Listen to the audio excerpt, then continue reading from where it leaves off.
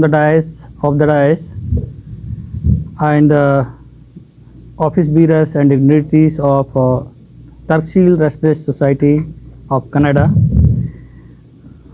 I thank to all of you for inviting me for this August gathering and providing me opportunity to share my views and experiences with you. This is my first visit to Canada, and I thank Dr. Balwinder Barnala ji for associating me with that Tarksheel Rationalist Society of Canada and providing me this opportunity to be here.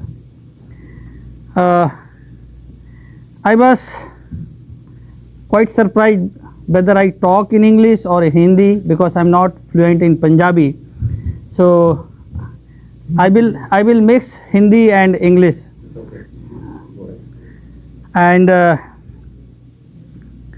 as Dr. Balwinder Barnala ji has already told that मैं मध्य प्रदेश के एक विश्वविद्यालय university doctor Hari Singh गौर university मैं professor हूँ और I am teaching anthropology.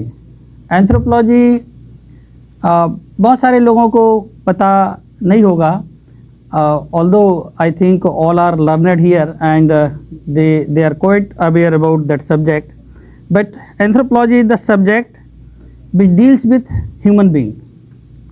हम मानव की उत्पत्ति कैसे हुई, उसका विकास कैसे हुआ, कहाँ से हमारे पूर्वज आए और कैसे दुनिया आज की स्थिति में पहुँची, ये हम बच्चों को पढ़ाते हैं और एमएससी, पीएससी और पीएचडी की डिग्री यूनिवर्सिटी प्रोवाइड कराती है। तो मैं 20 साल से वहाँ पे एज ए प्रोफेसर, पहले असिस्टेंट प्रोफेसर था, फिर एसोसिएट प्रोफेसर हुआ, फिर प्रोफेसर हुआ और इसी बीच मुझे गवर्नमेंट ऑफ इंडिया, उस समय मनमोहन सिंह साहब जब प्राइम मिनिस्टर हुआ करते थे, तो उन्होंने हायर एजुकेशन में बहुत सारा इन्वेस्टमेंट किया, बहुत सारे फेलोशिप शुरू किए और इंटरनेशनल कोलैबोरेशंस को काफ़ी इम्पोर्टेंस देते हुए उन्होंने एक नई फेलोशिप शुरू की थी, रमन फेलोशिप के नाम से। वो फेलोशिप लेके मैं मॉन्टक्लेयर स्टेट यूनिवर्सिटी पोस्ट डॉक करने के लिए आया, जहाँ से मैंने 1 साल में अपना पोस्ट डॉक्टरेट भी किया और उसी दौरान मैं वहाँ पे एज ए विजिटिंग प्रोफेसर भी पढ़ाया मॉन्टक्लेयर स्टेट यूनिवर्सिटी में एंथ्रोपोलॉजी। और मेरा जो काम था वो मोटापे पे था कि जो लोगों में मोटापा होता है उसको हम कैसे कम कर सकते हैं। वहाँ पे मैथमेटिक्स डिपार्टमेंट में इसकी मॉडलिंग होती थी, तो मैं बेसिकली वो मॉडलिंग पढ़ना चाहता था कि कैसे हम मैथमेटिकल मॉडलिंग यूज़ करके और मोटापा कम करने के लिए काम कर सकते हैं। तो ये मेरा मूल काम था वहाँ पे। इसके साथ साथ मैं जो जैसा बरनाला साहब ने बताया,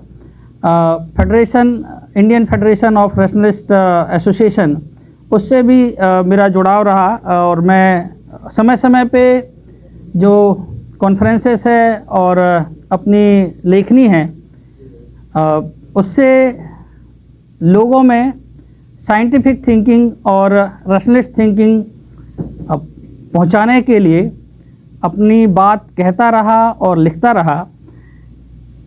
इसी क्रम में मैंने कुछ कॉन्फ्रेंसेस किए, कुछ पेपर और समाचार पत्रों में बातें लिखी और इस बात से जो राइट विंग ऑर्गेनाइजेशंस हैं, जैसे वहाँ पे अखिल भारतीय विद्यार्थी परिषद है, आरएसएस के लोग हैं, राष्ट्रीय स्वयंसेवक के, उन लोगों को ये बातें अच्छी नहीं लगती।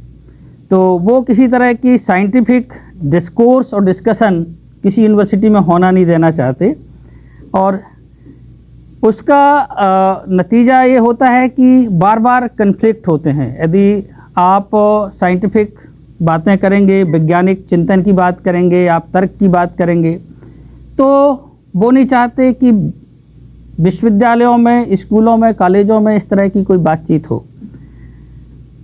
यदि हम being a teacher, being a literate citizen of the country, हम अपने सोसाइटी को, अपने समाज को सच्चाई से रूबरू नहीं कराएंगे तो समाज हमारा पीछे चला जाएगा, हमारा देश पीछे चला जाएगा। इस चिंता के साथ में हम लोग कई बार सरकार की नाफरमानी करते हुए और इस तरह की बातें करते हैं जो सरकार में बैठे लोगों को, एडमिनिस्ट्रेशन के लोगों को, विश्वविद्यालय के लोगों को पसंद नहीं आता। तो इसी क्रम में जब मैंने कुछ कार्यक्रम कराए और उसमें वहाँ पे प्रोटोकॉल तो नहीं है, लेकिन लोग इस बात के लिए इंसिस्ट करते हैं कि आप जो रिचुअल्स है उसको फॉलो करिए। जैसे कोई कार्यक्रम हो रहा है तो आप पहले माल्यार्पण करिए, सरस्वती वंदना करिए, फिर आप कार्यक्रम की शुरुआत करिए। मैंने कहा यदि हम कोई टीचिंग इंस्टीट्यूशन में हैं, यूनिवर्सिटी में हैं, तो हमें ज़्यादा इम्पोर्टेंस इस बात पे देना चाहिए कि हम अपनी बात को या जो टाइम है उसको इस तरीके से यूटिलाइज करें कि ये जो चीज़ें हैं, रिचुअल्स हैं, उसमें टाइम बर्बाद ना करके हम सीधे बात शुरू करते हैं। लेकिन जब मैंने ऐसा किया तो उस पर भी रिएक्शन हुआ और इस बात को लेके काफ़ी एजिटेशन हुआ यूनिवर्सिटी में। मेरे को उन्होंने जो ABVP के स्टूडेंट्स हैं, ऑर्गेनाइजेशंस हैं, विश्व हिंदू परिषद के लोग हैं, उन्होंने टारगेट किया and they try to anyhow sabotage me. लेकिन मेरे साथ भी कुछ लोग हैं जो रैशनलिस्ट और साइंटिफिक थिंकिंग को सपोर्ट करने वाले लोग हैं, वो साथ में खड़े होते हैं और हम इस तरीके से जो मासेस है उसमें साइंटिफिक अंडरस्टैंडिंग और रैशनलिस्ट थिंकिंग इनकलकेट करने की कोशिश अपने तरीके से करते हैं। हमारा देश, अब हम सब लोग जो है, आई थिंक यहाँ पे जितने ऑडियंस हैं आप सब लोग, हमारी रूट जो है कहीं ना कहीं भारत से जुड़ी हुई है, इंडिया से हम लोग जुड़े हुए हैं। हम अलग अलग प्रदेशों से ज़रूर हो सकते हैं, ज़्यादातर लोग मेरे को यहाँ पे पंजाब से ही नज़र आ रहे हैं। मैं मध्य प्रदेश से हूँ और मध्य प्रदेश की सिचुएशन, मध्य प्रदेश, उत्तर प्रदेश, बिहार, इनकी सिचुएशन थोड़ा सा डिफरेंट है in comparison to Punjab. Punjab में थोड़ा सा रैशनलिस्ट थिंकिंग हो सकता है ज़्यादा हो इन कंपेरिजन टू मध्य प्रदेश और other part of the country. लेकिन जो लोग रैशनल थिंकिंग और साइंटिफिक अंडरस्टैंडिंग की बात इन प्रदेशों में करना चाहते हैं, उनको सरकार का सपोर्ट तो मिलना संभव है नहीं, क्योंकि अभी जो सरकार है, जो सरकारें हैं मध्य प्रदेश में, उत्तर प्रदेश में, वो सरकारें किसी भी तरीके से इस बात को सपोर्ट नहीं करती।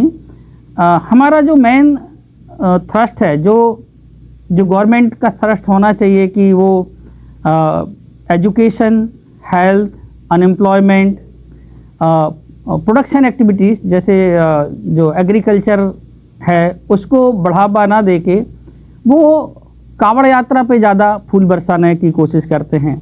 यदि आप लोग कावड़ यात्रा से परिचित हों, कावड़ यात्रा पे ज़्यादा थ्रस्ट है। हमारे यहाँ स्कूल टीचर्स को सैलरी नहीं मिलती, लेकिन जो प्रीस्ट हैं, ब्राह्मण प्रीस्ट हैं मंदिरों में, उनके लिए बाकायदा सैलरी की व्यवस्था की गई है मध्य प्रदेश, उत्तर प्रदेश में। I don't know about Punjab, लेकिन ये व्यवस्था वहाँ पे है। तो इस तरीके से तमाम तरह के चैलेंजेस हैं और तमाम ऑर्गेनाइजेशंस हैं इंडिया में जो रैशनलिस्ट थिंकिंग को लेके काम कर रहे हैं। ना सिर्फ आज, बल्कि हम देखें तो चारबाग से शुरुआत होती है। उन्होंने जो दर्शन दिया था, उसके बाद में हमारे जो संत हैं गुरु नानक देव और कबीर, उसके बाद में, उससे पहले बल्कि बुद्ध आते हैं, बुद्ध के बाद में गुरु नानक देव और कबीर जो है इस तरह के सोशल रिफॉर्म के लिए बहुत सारे काम किए कि जिसमें समाज में हम सच्चाई पहुंचा सकें। जो इंसानियत है उसकी बेहतरी के लिए क्या हो सकता है उसकी बात करें। ये बात हमारे देश में बहुत सारे लोगों ने की है और उस प्रयास में अब तो बहुत सारे ऑर्गेनाइजेशन बन गए हैं। उन ऑर्गेनाइजेशंस के अंदर भी ऑर्गेनाइजेशंस बने हुए हैं और वो लगातार काम कर रहे हैं। मेरा भी काम जो है कुछ इसी तरीके का है कि मैं यूनिवर्सिटी टीचिंग में, यूनिवर्सिटी कुरिकुलम में, पाठ्यक्रम में इन चीज़ों को इनकलकेट करता हूं कि जो बच्चे बीएससी करने के लिए आते हैं, एमएससी करने के लिए आते हैं, उनके अंदर साइंटिफिक अंडरस्टैंडिंग डेवलप हो।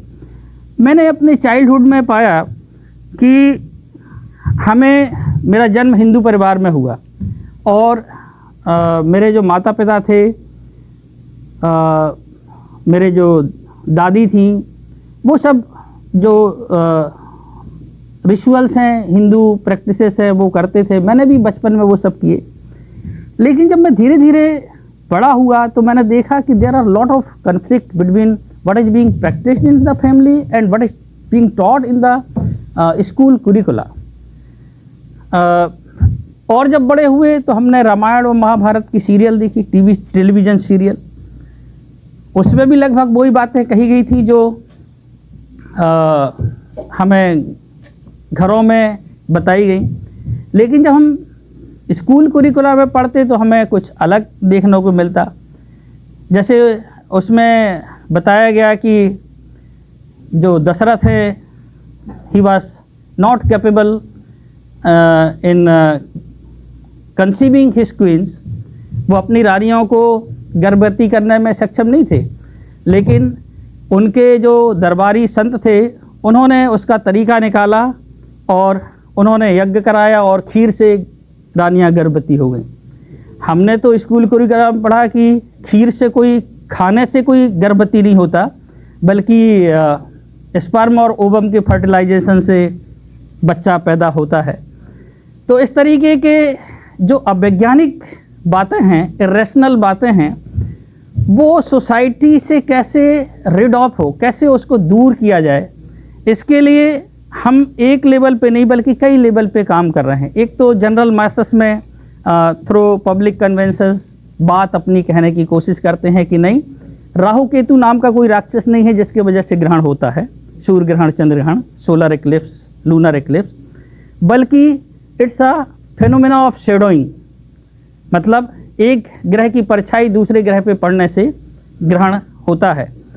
तो इस तरीके से हम लोगों को तरह तरह के उपक्रम करके उनको समझाने की कोशिश करते हैं, ना सिर्फ विद्यार्थियों को बल्कि जनरल मासेस को भी। और साइंटिफिक और रेशनल थिंकिंग लोगों तक पहुंचाने की कोशिश हमारी होती है। मैं अपने प्रयास में कितना सफल हुआ हूँ, नहीं हुआ हूँ, वो तो आने वाला समय बताएगा। लेकिन कोशिश हमारी यही है कि हम ज़्यादा से ज़्यादा लोगों तक अपनी बात पहुँचाएं, रैशनल थिंकिंग और साइंटिफिक थिंकिंग। इसी से हमें समाज को आगे ले जाने में, देश को बेहतरी की तरफ ले जाने में और देश को विभिन्न बुराइयों से ऊपर उठाने में मदद मिलेगी, ऐसा मेरा मानना है। और इन्हीं प्रयासों को आगे बढ़ाने के लिए मुझे कई बार सबोटेज करने की कोशिश की गई है। मैं इस तरह के उनके जो सबोटेज करने की कोशिश है उसको हमेशा चैलेंज किया। मैंने कभी नील डाउन नहीं किया उनके सामने, कभी घुटने नहीं टेके, और हमेशा अपनी बात को ऊपर रख के उसके लिए लड़ाई लड़ी है। चाहे उसके लिए मेरे को कोर्ट की दरवाज़ा खटखटाना पड़े, उसके लिए मेरे को लोगों को इस बात के लिए तैयार करना पड़े कि हम इसके लिए प्रोटेस्ट करेंगे, इन्होंने ऐसा किया है और ऐसा नहीं होना चाहिए। तो ये सब काम हम अपने लेवल से और जितना हो सकता है वो करने की कोशिश कर रहे हैं। आप सबने मुझे यहाँ पे अवसर प्रदान किया, सुना, इसके लिए मैं आप सभी का आभारी हूँ। बहुत बहुत धन्यवाद। Thank you very much for all of you for your patience hearing and providing me this opportunity. Thank you sir, thank you very much. Rajesh Gautam ji, इस सवाल खड़ा होके करने वाला डॉक्टर साहब, I heard that You are from Anthropology Department of Hari Singh God Central University, Sagar, Madhya Pradesh. Is that correct? Dr. Saab, we came to know that Hari Singh God, after whose name your university is named, he was present in Caxton Hall, London on 13th of March 1940, the day when Udham Singh shot Michael Adware and injured 3 more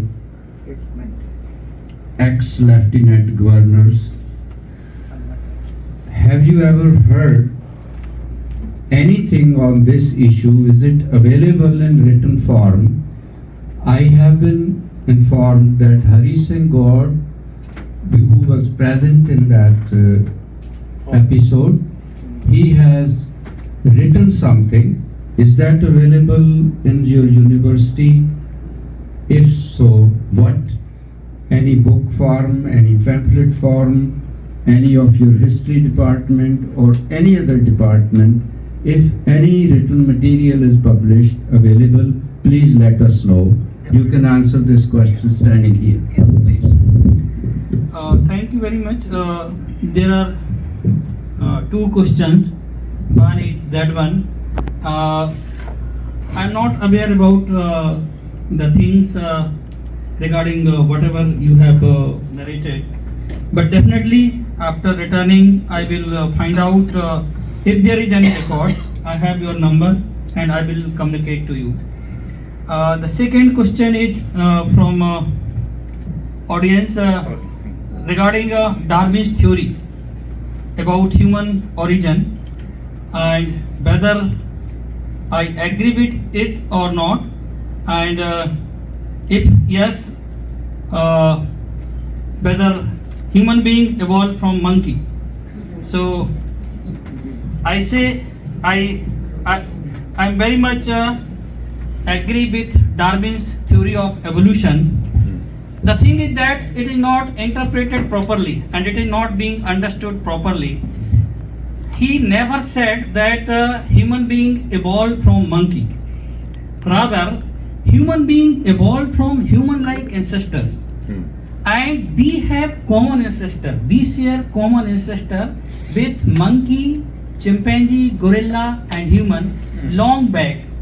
Around 7 million years back, we have common ancestor from where that the new world monkeys, old world monkeys, chimpanzees and human were evolved.